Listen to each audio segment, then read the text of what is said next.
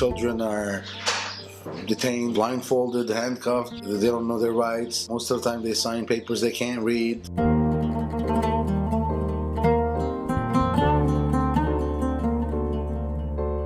It is an experience that stays and lives with the child.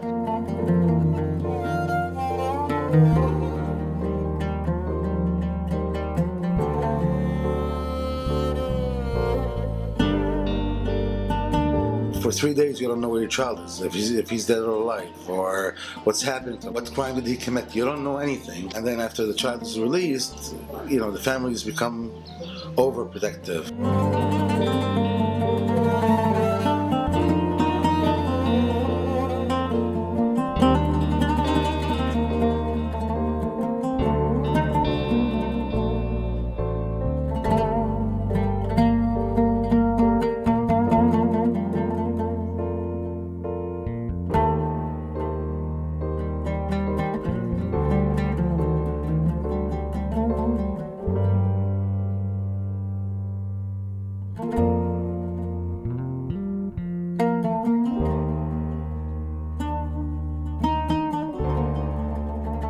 The Israelis issued some guidelines and rules to honor the international standards, yet in practice,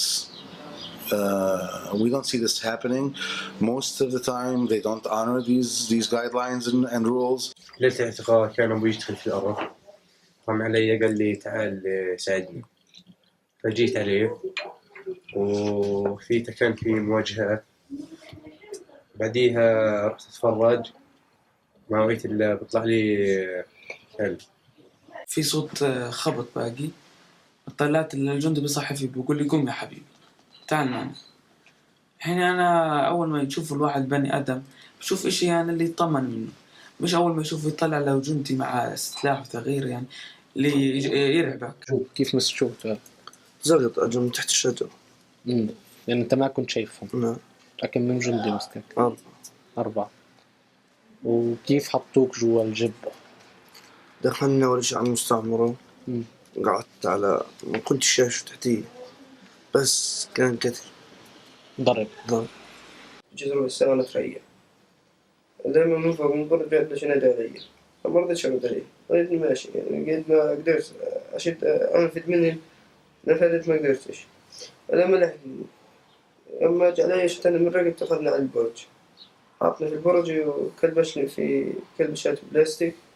قاعد جاب كاسة مية حبة حلو، قعدت أنا بجيب بزاق بتمبر مسؤول عن بتمبر، بلش يقول لي اهدى انت الحين وإن شاء الله تروق من هالحكي. طلع من هنا جسمه سسية أخذتني عاصيون.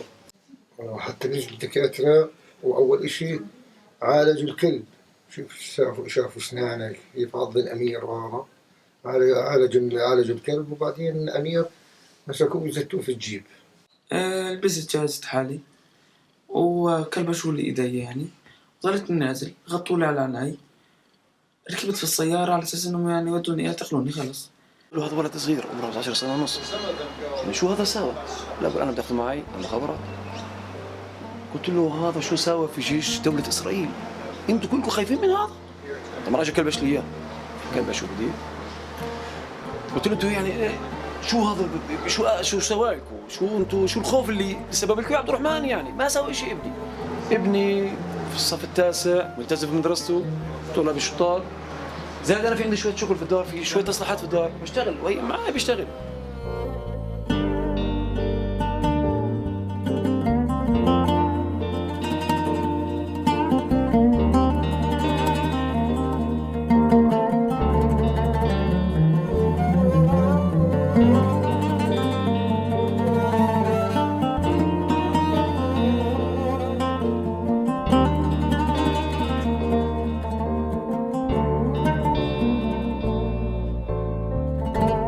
بلشت سياسة الضرب يعني في السيارة، من بكوس مش ليط يعني أي شيء يخبطوا فيه يعني لدرجة إنه وجع من جنابي يعني، فأكثر من ضربة أجتني.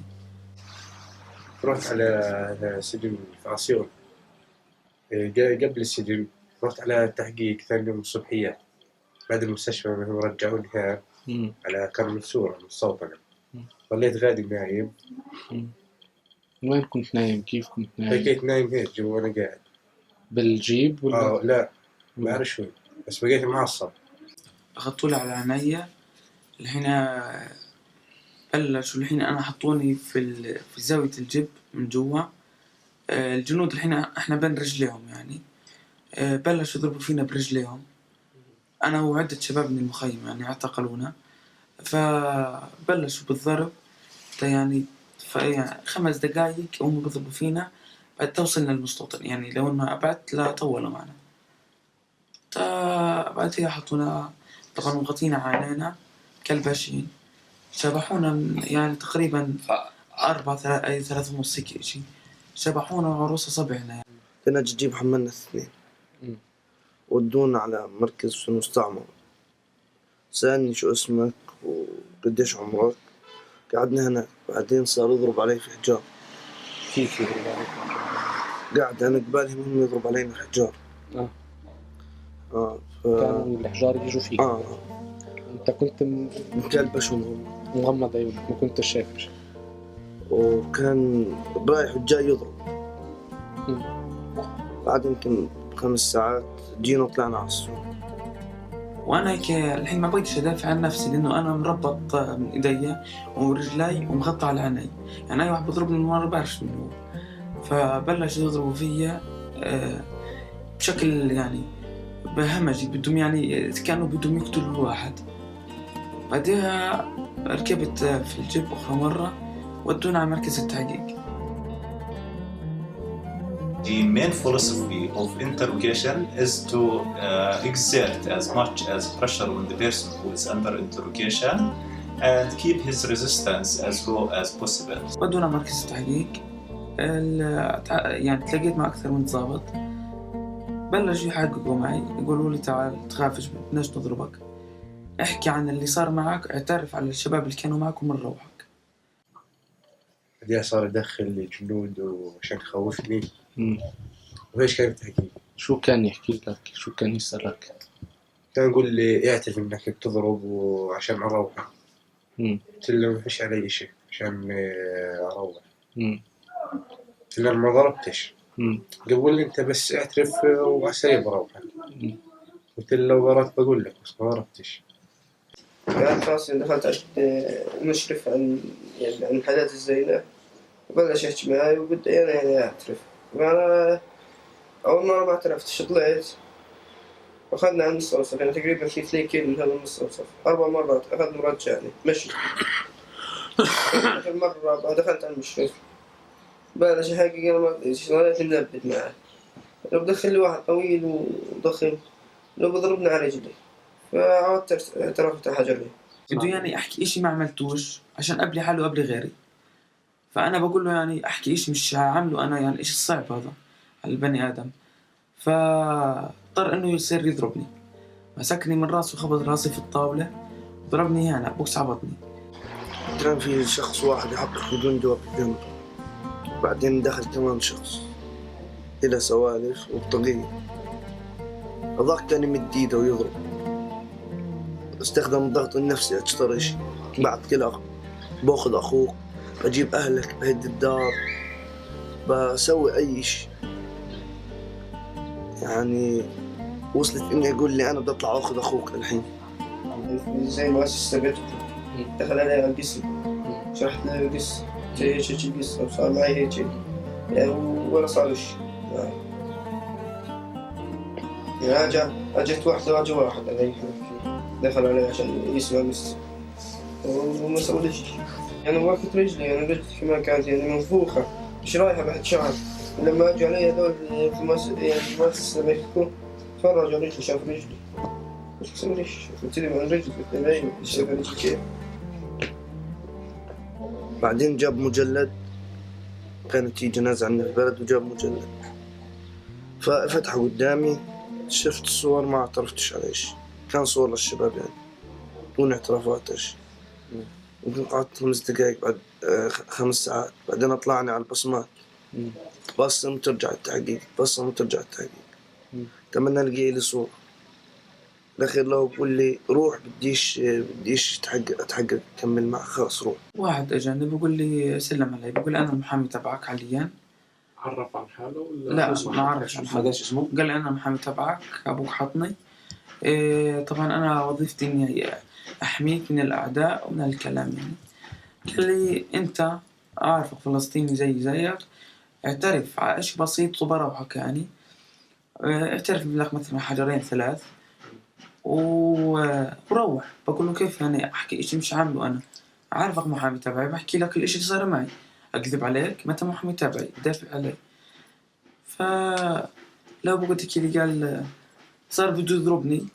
استغربت أنا من أسلوبي، يعني المحامي ما بضرب، المحامي بيدافع عنك. أجب تضربني إلا بقولك لي إذا ما بتترفش بس جيناك 6 شهور. وبلش يقول شلح الواعي، بلش يفتش في الهوائية وهذا. أنا قال لي أنا مشلح. طلعت على البوسطة، طلعنا في البوسطة وأنا مشلح. قضيت تقريبا 4 ساعات في البوسطة. 4 ساعات يعني تجمدت، يعني صرت ثلج هذا. وبلشت أخبط البوسطة عشان يفتح لي، ولا حياة من المتنادي. أصاب وتقييم حوط آخر شيء، فتح الباب بقوة، فتح علي يجد يضربني. فأنا يعني سكت، مش خاسني. فقلت له سقان، ودرج بلشت أحكي معه، قلت له سقان. قلت ارجع الورا، يعني أنا مشلح ورحت وراه وجاب لي بنطلون وبلوزة. أنا وقتها كنت لابس بنطلون رياضة نص شي وبضي يعني دقيقة، يعني مش تبت الواحد يتسلج على فيها.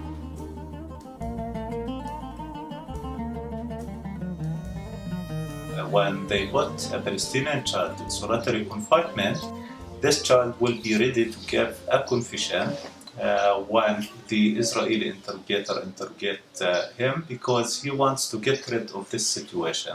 We pass out brochures to them to know more about their rights when they're detained by the Israeli army.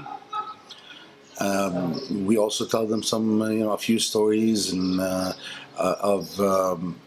of what happened to other children. طلعنا على عصيون، مشيت يمكن حوالي 5 كيلو وأنا مكلبش ومغمض ما بشوف شي. ودوني على هذا غرفة صغيرة زي الزنزانة، شبيب الزنزانة، أكل ممنوع، ريحة كريهة، شبابيك ما في شيء. وأكثر من واحد بيكون، وأمرات بحطك لحالك، يعني بتعرف كيف بدك تقضي وقتك، ودنيا سقعة، وإذا بدك تنام ما بتقدرش، مش لابس شيء. هذا يعني خلاني إني يعني ما أنامش. أجتني فترة يعني أظل أنام في الدار، ما أقومش يعني من كثر من التعب بعد ما روحت من السجن. طبعا في 40 يوم هذولا 14 محكمة حضرنا إلى أين مسجلات مع الأستاذ إياد مسك 14 محكمة حضرنا. كانت فترة صعبة، يعني كل شيء مذل، خص نص إن قضينا رمضان يعني كانت فترة صعبة.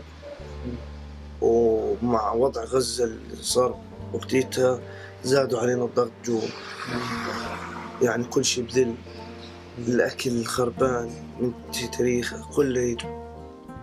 بس لقيت ما يوم فجأة واحدة الساعة يعني تقريبا 6 الصبح لو جيني شحروف. قلت نستنى يعني 8 من أطلعون من القسم، قعدونا في الامتناع تقريبا 9 الليل. من أطلعونا من الامتناع أعطوا كل واحد اللي إله نظل معه هناك محكم هناك، أعطونا إياهم وطلعنا وعاودوا رجعونا الامتناع. قعدنا من يعني خلصوا مع السكر السجن كلياته، طلعونا على البوسطة وأخذونا يعني ورخونا على البواب توفر. فبدور على اللي فيش حدا اللي ملاقيني، يعني باقيين قبل اليوم يستنوا فيا، يعرفوش إن يعني يوم الاثنين بروح.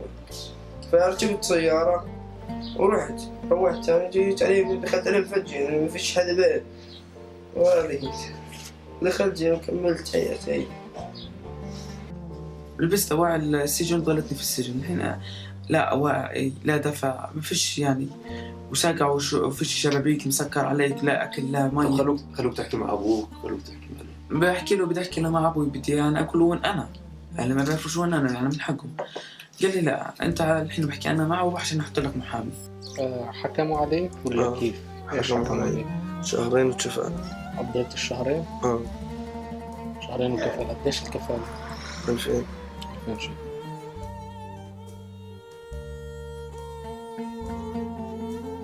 We notice behavioral changes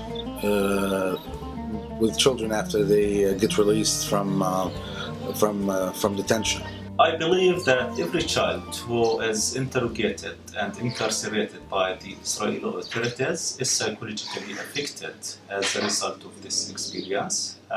The level of the affection depends on the age of the child when he has been arrested, the methods and techniques of ill treatment and torture used against him, and also the period that he spent inside Israeli prisons, because the life inside Israeli prisons is a very harsh life.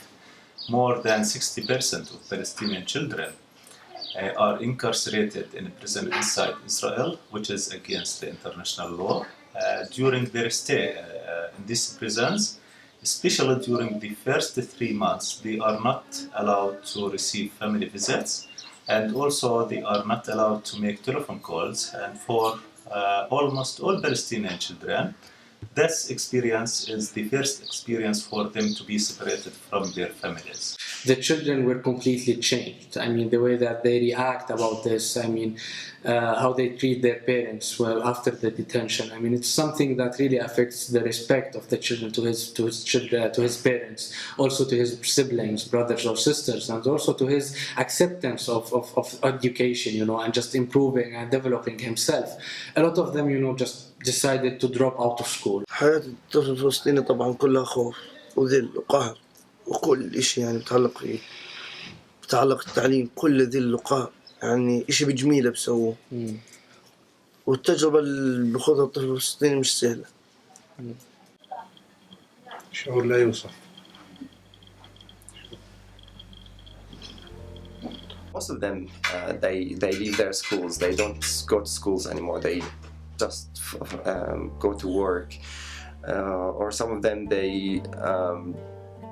leave from Hebron to live in a faraway village where it's maybe further from the soldiers and the settlers and all this confrontation, so they can maybe relax and recover from the trauma that they had and that they experience in their life. Even the image of the father who is right there in the house and is not being able to actually to defend basically his family from these Israeli soldiers is actually for the long run is eroding the vision or the image of the father who is supposedly, you know, protect the family against any danger, while, you know, the kid in the back of his mind, well, the Israeli soldiers came in and he couldn't do anything.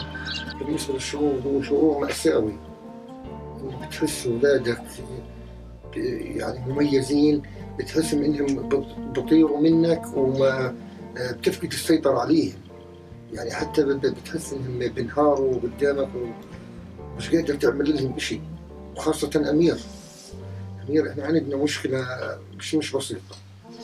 لا إحنا مش عارفين نتصرف معاه يعني ولا أي طريقة عارفين نتصرف معاه. يعني شعوري بتمنى يعني على العالم إن يوجهوا رسالتهم بالضغط على إسرائيل بعدم اعتقال الأطفال، لأن الأطفال يعني بيتم معاملتهم في السجن يعني معاملة مش طبيعية.